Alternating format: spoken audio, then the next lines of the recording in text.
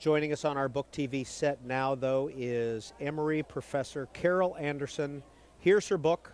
It's called White Rage, The Unspoken Truth of Our Racial Divide. Professor Anderson, what do you mean by white rage? And what I mean by white rage is not what we often think of, which is like the Klan and burning a cross. But white rage really are those policies coming out of the Supreme Court, out of Congress, state legislatures, that are triggered by African Americans' advancement toward their civil rights. And when you see those major advancements, you see all of a sudden this policy backlash that comes up, figuring out how to undercut that. That's the rage. It's cool, it's methodical, it's subtle, and it is corrosive, and it is absolutely destructive. Have you seen it time and again in your research? Yes, so I track it from the end of the Civil War, because here you have this moment where African Americans move from being property to being human beings, which is, whoa, and then from being human beings to citizens. And with that, a call on the nation's resources as citizens. This massive backlash comes from out of the White House under Andrew Johnson, but also from state legislatures that work to undercut that advancement, to undercut and to put African Americans back into a new type of slavery. I track it with the Great Migration, the Brown decision, the Civil Rights Movement, and then the election of Barack Obama. Let's go to 2008 then. Yeah. What did you see in your research? Oh, what I saw was, there was this moment, this like fleeting moment of hope that the nation had really crossed the racial Rubicon. And instead, what happened was this massive policy backlash, particularly in terms of voter suppression. With Obama's election, Obama had managed to bring in about 15 million new voters into the electorate. I mean, and this is the thing we should embrace as a democracy, where we've got 15 million people who had heretofore been on the sidelines, and now they feel vested. They have a stake in this democracy. They have a stake in how this nation works and who their elected representatives are. This we should embrace as a democracy. Instead, what happened was a systematic targeting of those voters in terms of voter suppression laws. And it got cast the way white rage works, by wrapping that voter suppression in the language of democracy. We have to protect the integrity of the ballot box. We have massive voter fraud. We need to ensure that we don't have that voter fraud. Except we didn't have the voter fraud that they're talking about, where somebody goes in and impersonates somebody to vote and swing an election. We've only had 31 cases out of 1 billion votes since from 2000 to 2014. This wasn't about voter fraud. But what these laws did was to begin to systematically suppress the black vote and the Latino vote and the youth vote, because even in these trying to targeted hits, it radiates out. There is massive collateral damage. What about in 2016? What was this election about in your view? Oh, this election was white rage. This election was white rage. There was this moment. It was a referendum on what kind of nation this would be.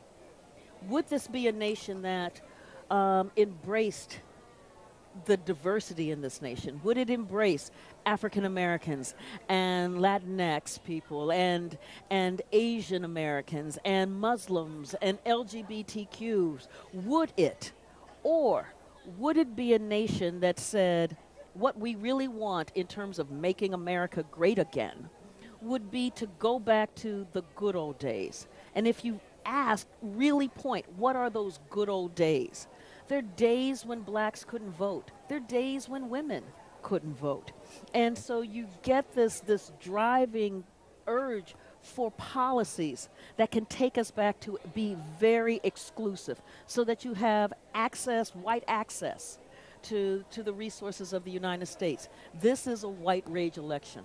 So if somebody says to you, I supported Donald Trump, do you have an immediate assumption about that person? Yes. And what is it? And that assumption is that race and racism and white supremacy was driving that vote. Because here is a man who has basically hit every third rail there is in the American body politic, and his voters did not move away. For instance, this is a man who says, you know, my favorite book in the Bible is 2 Corinthians. This is a man who violates the basic tenets of Christianity, which is to recognize your sins and ask for forgiveness. He says, I don't ask for forgiveness. I don't do that. And the evangelical state.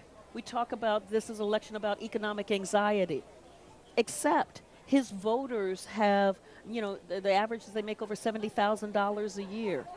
And there's a recent study that says it would take African Americans 228 years to equal the wealth of whites in the United States today. So economic anxiety, This is a man who denigrated the military. Again, another third rail when you think about it. But those patriotic voters did not move away. This is a man who is very clear about sexual assault. And those voters did not move away. And so, and in terms of economic anxiety as well, we have a man whose economic policies are not about helping the populist, the working class. He bankrupted, he proudly bankrupted small business owners. And those voters did not move away. So once you begin to check off all of the things that should have and could have derailed his presidency, what you're left with is a man who is endorsed by the KKK, where white nationalists, white supremacists say, we really like his policies. He's going to give us the kind of nation we want. And that nation is predicated on those policies.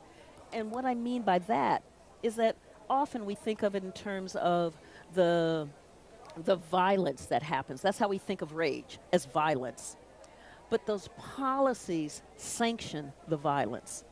Those policies mean that brutality can happen, and there's not any kind of consequence in a criminal justice system because the policies say this is okay to terrorize this population. So when you see that he wins a Pennsylvania and a Michigan for the first time since the 80s, why is it not about economics? You don't see the economic isolation, maybe? Yeah, and so and where economics plays in, is you've got to understand again, economics as a cover for race, so that I think that one of the things that is driving this in this kind of multicultural world that we're in, multicultural nation that we're in, is this sense that I may be okay making $70,000+ a year, but as more blacks and Latinos and Asians and Muslims are seeking access to the resources, what does that mean for my grandchildren? What does that mean for my sister's kids? I think that, again, is the mask where economics plays in. But what is not clear is that what white rage has done is by systematically undermining wide swaths of the population, it has actually undermined the viability and strength of this nation, so that we see things in this really narrowed zero-sum game when it doesn't have to be that way at all. Carol Anderson, where did this book, White Rage, come from? The book emerged out of the uprising in Ferguson. Let me back up a bit. Actually, I started playing with this idea back in 1999 with the killing of Amadou Diallo by the NYPD. And here you have a black man who steps out of his apartment to go get something to eat, and 4 New York police officers gun him down. 41 bullets, 19 of them hit. I'm watching Nightline with Ted Koppel, and Rudy Giuliani is being interviewed. And he barely mentions Amadou Diallo. Instead, what he says is, my policies are working. New York is safer than it has ever been. And I have the most restrained, best behaved police force in the United States. And I'm thinking, your policies are working, and you've got an unarmed man with no criminal record who has just been gunned down. That's not safety. There's something going on here. And so as a scholar, I'm continuing to work, continuing to think, da da da. And then Ferguson blows in 2014. And all of the pundits, regardless of the ideological stripe of the venue, are asking, why are black people burning up where they live? And they're talking about this black rage as buildings are on fire. And I'm shaking my head no, going, this is white rage. This is white rage. I had lived in Missouri for 13 years. I saw what policies could do. I saw how they undermined access. I saw, for instance, how in a city like Ferguson, that is 67% black, but the voter turnout was only 6% for African Americans in the 2013 municipal election. Think about the kinds of policies that it takes to turn 67% of the population into 6% of the voting population, of the voters.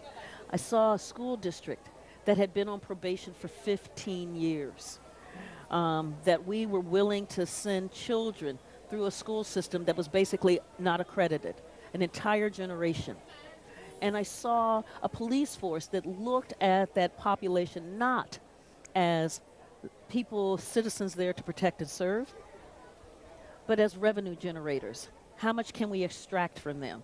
Those policies that systematically undermine black access to their civil rights, that's what I saw, and that became the genesis of this book. First, I wrote about it in a Washington Post op-ed where I track from Reconstruction through the Obama's election, and then I expanded it in this book.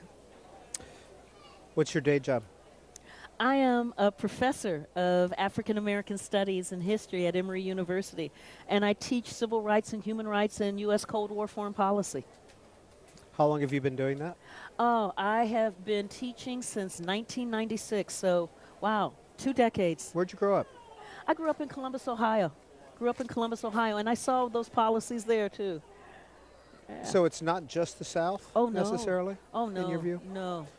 Did you grow up in an integrated or a segregated area? I grew up, when we moved in, my father was a military man, had been career military. And so after serving 20 plus years in the Army, he moved the family to Columbus, Ohio, because he wanted my brother to go to Ohio State. And when we got there was a house, I remember, on Oakland Park that my mother wanted, and the real estate agent said, no, you people don't live there. I'll show you where you people live. And so we bought a house in a neighborhood that by the time that was integrated, within 2 years there was only one white family left. And so my elementary and my junior high were almost predominantly black, and then I was bused in high school. Carol Anderson, professor at Emory and author of this book, The Unspoken Truth of Our Racial Divide. We have a longer program on booktv.org with her from Ferguson, Missouri that we taped. So in case you're interested, you can type her name into our website. Just type in Carol Anderson book and you'll be able to see that full program. Thanks for being on Book TV. Thank you so much, Peter.